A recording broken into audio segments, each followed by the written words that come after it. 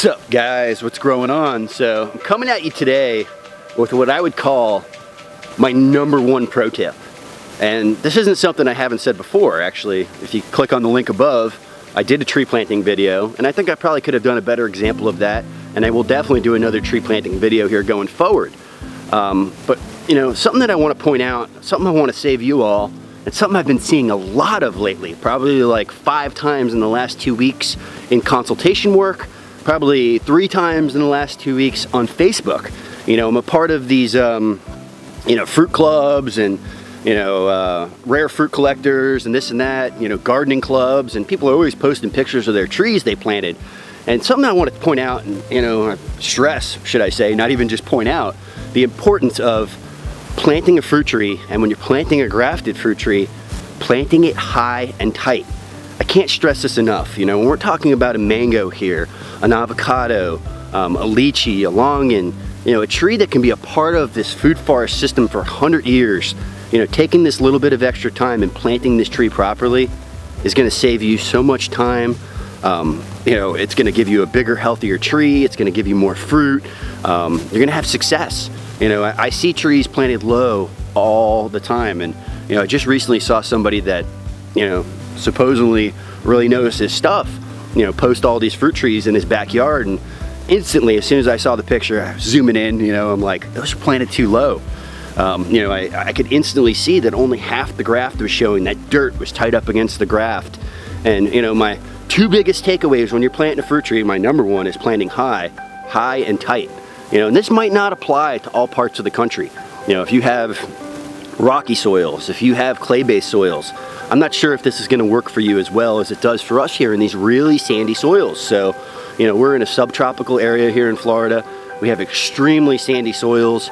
You know, and if I was to plant a fruit tree at ground level, you know, in a couple of months, that ground's just going to settle, especially if you dig that big giant hole, you know, and that material that you put in that hole breaks down. It's all going to settle together.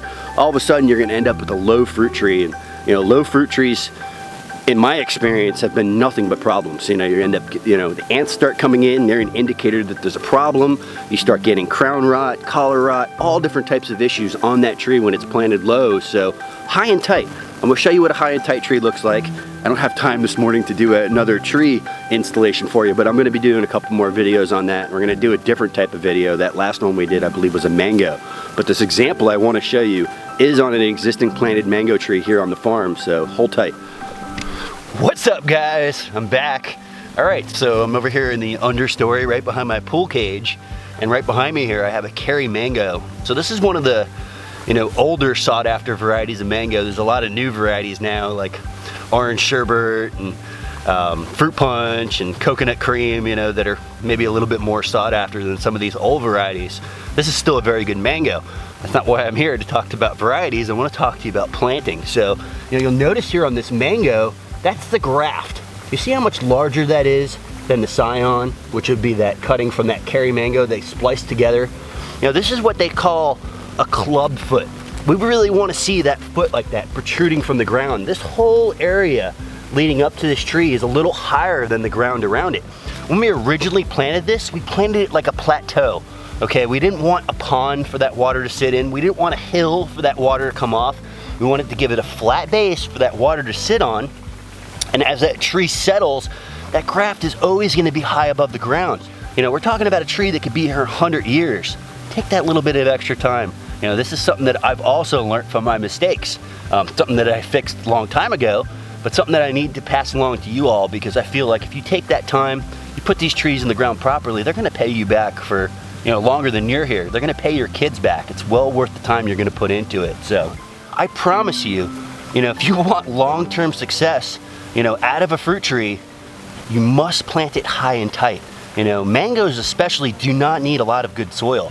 You know, we plant these strictly in native soil, hardly put any amendments, and you'll see here on the top, one of the new guys we had working for us, I had spreading some biochar, and he just kind of, you know, top dressed the mango with this, and this is not the preferred way to put the biochar.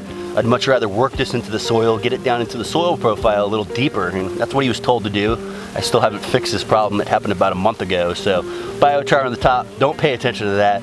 This is all about planting high and tight. You know, high and tight. I can't stress it enough. We want to see those grafts protruding high out of the ground, not below ground. I promise you that is the key to failure. Okay, so if you all want success, just giving you this little bit of advice. Hope it helps you out. Please like, subscribe, share. If you got something to share, put it in the comments down below. Don't forget, pound it.